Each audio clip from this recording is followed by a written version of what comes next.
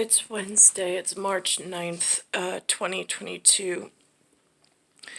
I'm sitting here, I'm listening to the update on what's going on between what the Viking has has said in history is the big brother, the little brother, and then I'm a world away as little sister. And they have this symbol is what they've said since I was little and held here. This was the symbol. My son now goes to the local state whatever. He came home with this paper, which has an international license, but I don't know with whom. Again, I take it with a grain of salt. It says unrest in the American colonies. Then this week, he came home with something called the American Revolutionary War. So I have to read through that. I haven't even looked into that. I don't know what any of this means, but I'm going to try to see if I can read through it. But I'm watching the state television update with the photos. Now, when I started at Century 21 Princeton Properties, Christopher Armstrong put me in touch with something called a strategic management. They did a personality profile. And then I had a coach that I scheduled. We had a schedule once a week, which I always was on with him, but it was on a calendar and a set schedule. He was, he sounded like someone I always wished that I had in my life, but I never really found in the real world. So that person would ask things about calendars and schedules and how my day looked and how did I know what the different days of the week and things. And I said, I really don't. They all are filled with nothing. And the children, they get up, it's the same routine. They leave for a certain amount of hours and then they come back. I don't know what to do with myself. I don't know how to make that productive and functioning. And it was pretty much the same routine that I was stuck in since I was little. But in there, it was about, like, there was some, like, how to stay organized, how to become more organized, because I mean, like, again, boundaries, when you have boundaries, it feels more comforting than when there's no boundaries whatsoever. But at some places, there just are no boundaries. And that's the frightening thing. So now, here we are in this televised thing. There's two journalists with whatever. One of them is in the state of New York, where my feet are, in North America. And I don't know where the other journalist is from. I'll have to take a look, see if I can point that out. But the words that the journalists are speaking are different than what's on the... they have a us being a U.S., being this flag, the strategic partner flag.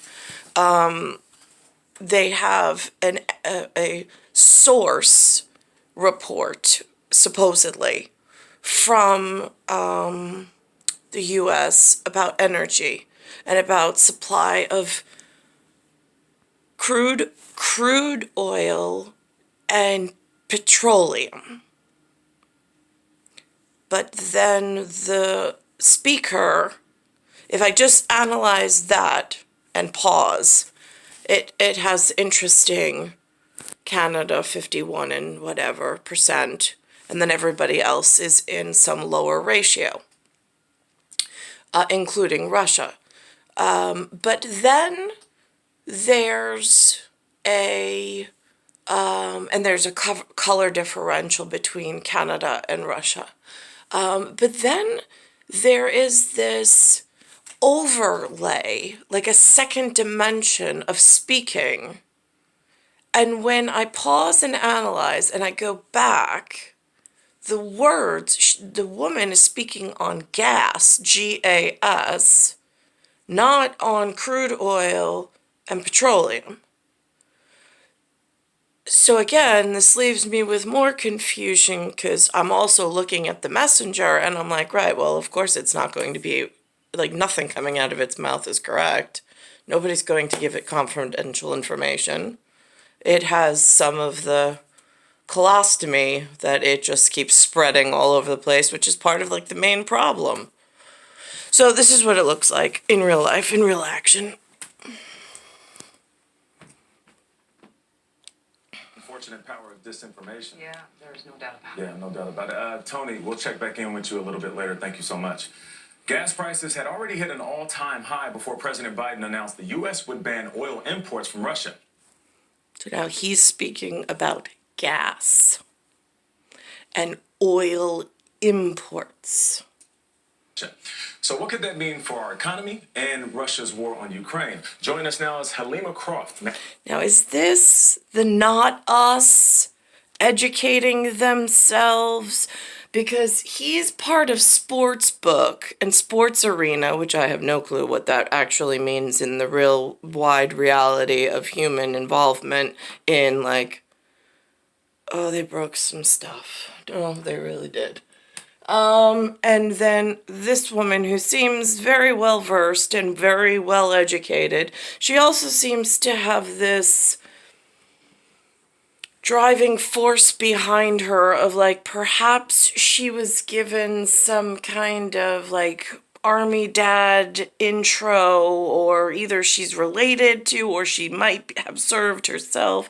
Not quite sure. She comes off with that kind of authority, except I'm looking at her and I'm going, I can't take you at face value. I can't. Managing Director and Global Head of Commodity Strategy at RBC Capital Markets. Good morning, Halima. RBC Capital Markets. Now, how does one get to that level of importance in the world? Just curious, because I was born about the same time she was born. I never made it out of my mom's whatever. But yet, someone has a career, a life, some form of ability to support oneself, and seems to have some intellectual community that she works for or works within, even though I still am looking for mine. Halima, how are you doing? Good morning. Now, we need to know how important the Russian oil is to the U.S. and U.S. energy market. Now remember, he's broadcasting inside Times Square, which is New York, and Times Square even gets confusing with time dysphoria and dysplasia. I'm not happy with any of the way that this is painted. And she's in something called a Texas, which is still in the lower 48 states from Canada, the upstairs neighbor. To Russia, can you kind of shed some light on that? Sure. I mean, Russia is not a major exporter to the United States. We basically get less than 4% of our oil from Russia. Less than 4% of our oil is what she's reporting. It is hugely important, though, to countries like Germany. Wait. Here we are. This source says U.S. Energy Information Administration, and it says Russia, 7.9%. So now I'm just curious. The woman speaking and the guy to her, whatever, directional, are they one of the 3 flags that were up yesterday that are not part of this? Because those 3 flags that they're speaking on, or with, or have information that they're passing along, they're standing in this flagged area. And I know they're certainly part of the not us when it comes to rock, paper, and scissors. So I am just confused how this dissemination of information and this intelligence community and intellect actually works in this human Whatever. So this says us, the US. This is us monthly imports of crude oil and petroleum products. What I don't see up there is the mention of GAS, just to be rock solidly clear. But yet the not us reporting from inside my flagged area is speaking as an authoritarian, as if some intellectual community actually has authority to speak on with that particular manager or messenger, not manager, but messenger, making a claim. And I don't know where the receiving, listening part, who has authority elsewhere, what they're acting upon in this mess that they've created. So here we are at Canada is 51.3 in a blue. Mexico, 8.4. Russia has a red 7.9. Saudi Arabia, Colombia, Ecuador, Iraq, Brazil, and other countries. And notice these are all in single digits. From Mexico to Brazil, it's single digits. And then there's a lump sum here of something called other countries, which is double digits, but significantly less in digits than Canada. That's North America. I'm just to the south, but I'm still within the North America envelope. This particular, it's CBS Mornings, but this is the type of telecast that I have coming in here. I'm not a part of how this gets put together. They have not involved me. I'm not a TV director, producer, executive. I don't get salary from them. I don't get bonuses. I don't get bussed off to like lovely investigative reporting positions and like whatever.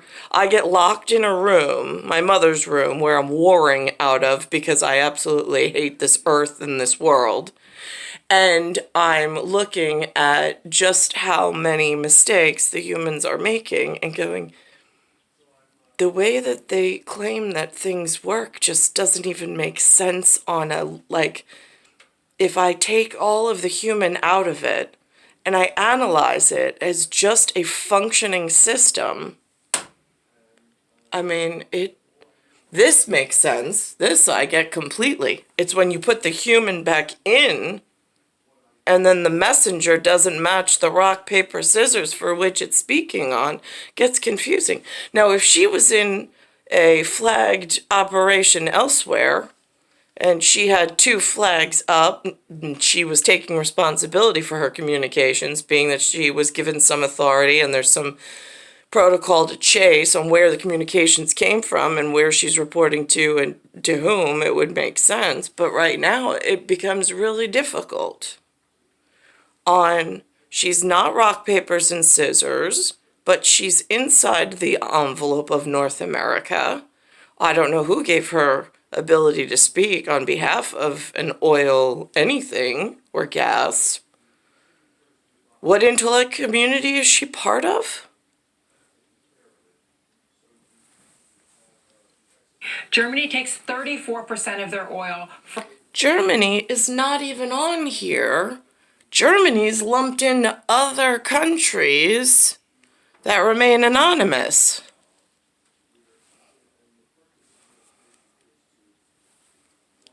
From Russia. 32% of their gas comes from Russia. 50% of their coal comes from Russia. So a country like Germany is uniquely dependent on Russian commodities. But what the United States has done. What does that mean? What is this commodity she speaks of with such authority? Where did she get educated?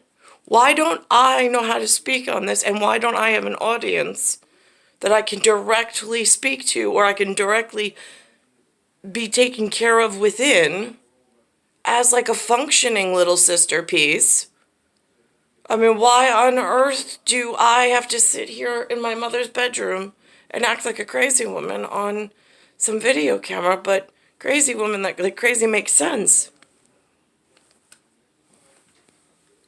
Essentially signaled that sanctions pressure is going to grow on Russia. And so that I don't know what sanctions mean. That's not a, like, breakdown definable euphemism. It's just not. It's one of those fanciful family words that, like, my big brother and my little brother might know because they've gotten into presidential spots and presidential suites. I'm just little sister, kind of forgotten about and just swept under the rug. I heard this morning they mentioned snug as a bug in a rug on Drew Barrymore's show, and I'm like, now that's interesting. That's not a phrase I normally hear on the television, but she mentioned it today. I was like, that is creating anxiety that we're going to lose additional Russian exports. Russia is one of the world's largest oil and gas exporters. And what we're seeing right now. so Russia does the exporting. The U.S. sourced whatever with those, that was for imports, different. One's sending, one's receiving end. Now, I'm in Houston at the moment, is we're seeing major oil and gas companies, Western companies saying, we're not going to do business with Russia. They're cutting their ties with the country. Shipping firms will not take Russian crude. Banks will not. Now, is that why you give them a voice? Is so they can dictate through several different non-essential equipment speakers to thoroughly confuse multiple markets and make keeping people safe in the world, like, and lose total control? I'm just curious, because I don't see the cost added benefit. I mean, I've only been hurt by this level of human inside of the North American envelope being educated and then getting some form of microphone, megaphone, or like really important position in business somewhere. It's only hurt my life frame. It has not. There was no value benefit added at all. So I'm just curious why it exists as an allowable function within whatever's going on in a larger context. Finance, the trade in Russian commodities. And so you have a situation right now. So is this like the popular demon? The ones that all get together, they're all like, oh my God, my family came from wherever, right? Yeah, no, we're just excommunicates, like, speaking back and forth in some populace, and now we're going to boycott and ban Russian oil to put some pressure on them because we can. Right, go there. But I don't really see big brother, and little sister getting to any functioning management topics with all this dysfunction communicating and playing games like monkey in the middle. It really becomes difficult when they constantly keep taking the ball out of play and then running around with it and wasting everybody's time. Right now, where we're seeing Russian exports fall dramatically because of a self-sanctioning process. We're potentially set to lose 3 to 4 million barrels of Russian oil exports because energy companies are saying we do not want to run the reputational risk of doing business with Russia. And you know what I hear? We don't want to take responsibility for being the ones who falsely, like, got rockets shelled into Ukraine. That's what I hear. Just saying. And funding Vladimir Putin's war machine. Halima, we are already seeing gas prices rising. We know that will continue, and the president has said he will try to counter. How can the U.S. counter that, and how quickly might people see that impact at the pump? I won't even go any further because their language is so non-essential equipment. It's just humans getting in the middle of something that nobody asked them to join. Now, this is interesting. This morning they're saying that Russia's media blackout, new law banning war references leaves Russians uninformed. Now, that's actually, like, I'm going to play it, but if I think about it, and I'm like, all right, so there was World War I, World War II. If that's like a Big Brother claiming that message over in his puzzle piece, and I'm in my little sister puzzle piece, and we have one family message going on, and we're ignoring all the rest of the obnoxious humans. I'm in a puzzle piece that perhaps got knocked out of communication, and the things around me are not being broadcasted properly. But I don't know at what war, because again, nothing seems to add up correctly. Again, this is the first time I've seen war on a paper. This came from my son's school, so I'll read through this today. But even the names of these wars don't add up to what, I mean, again, I have to read through it, and I will, or I'll attempt to. But this is interesting because I'm thinking to myself, oh, is that what happened in New York? I mean, it's a possibility it's what happened in New York as they were polluting everything up. I mean, because it seems like there's a massive control shift in all of, like, the can take care of themselves and has some form of funding, but they don't look North American. They look like they were sent in from somewhere else. I know we've got this aviation issue. There's this American travel problem, but that's mixed in with this OPEC deal of these big, lavish hotels. I mean, like, it's disgusting what they've done, really. An invasion. In response, many Western news organizations, including CBS News, suspended their reporting from the country. It's like somebody gave you all this money and this budget, and you could have planned the most beautiful self-sustaining societies and communities with culture, with your own people, your own culture, and nobody bothers you, so you have your own, like, mini micro government that reports to some outside facility, and, like, you can have a really great existence and keep your carbon footprint. You have a co-op kind of a living and whatever, and you could self-sustain, like, monorail it, and you could get anywhere within the compound. Or you could build these big luxurious hotels and fly people you never want to see naked and never want to spend time with all over the place and have them inside your business and make the world a really dirty, disgusting place. And humans were like, yes, for chaos and, like, destruction. It's like, ugh. But our news partners at the BBC resumed broadcasting inside Russia as of yesterday. Correspondent Steve Rosenberg filed this report. Many Russians, though, do believe the Kremlin line, that this is not a war, but an operation to protect Russia. I ask Anna and Olga, how much do they support Putin? Oh my God, beautiful people do exist in the world. I mean, I see them on some of the movies, not all the movies, but some of the movies, and they have the most beautiful women and men, but they're very few and far between. And I'm like, where do they get, are they, like, digitally enhanced creatures on these movie screens, or do they really exist out in nature? And then they're like, oh, here's the first two actual Russian women, because it says Russia media, and, like, they're just natural beauties walking out. I don't see this in New York, ever, on Long Island or in New York. It's like, oh, eyesores as far as the eye can see. Putin. 100%. No, 200%, she says. He's doing the right thing.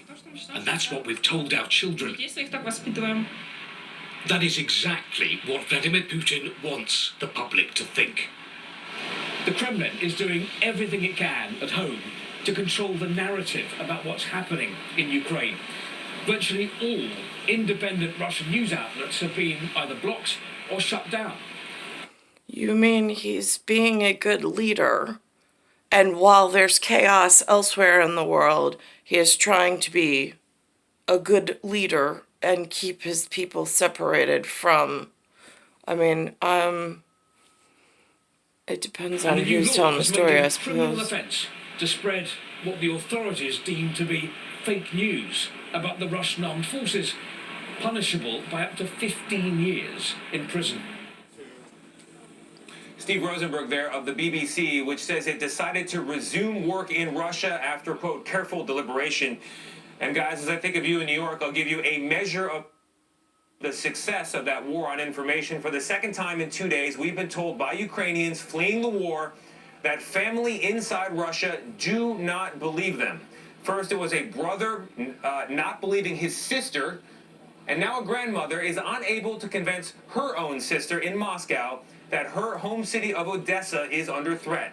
These are families split not only by the war, but now by lies about the war. The unfortunate power of disinformation. Yeah, there's no doubt about it. Yeah, no doubt about it. Tony, we'll check back in with you a little bit later. Thank you so much. Gas prices had already hit an all-time high before President Biden announced the... So that's what they're piping in this morning. But as far as the family message, again, it's just, I don't know. It makes sense, but I'm in a completely different animal here in the North American hemisphere. Or, is it a hemisphere? North America? Well, no, the Northern Hemisphere. And then the American Hemisphere. So I'm in the North American quadrant, is how that would work. And that's what they're alerting me on to today. Not that there's any substantial meat and potatoes to back it up for the couch potato, but I'm trying to piece through this. It's star 1978, star 8378, Nicole, Cattaruzza, it's Earth, solar system, Milky Way, universe, galaxies broken. It's Bayside Station, Bayside, New York, 11361.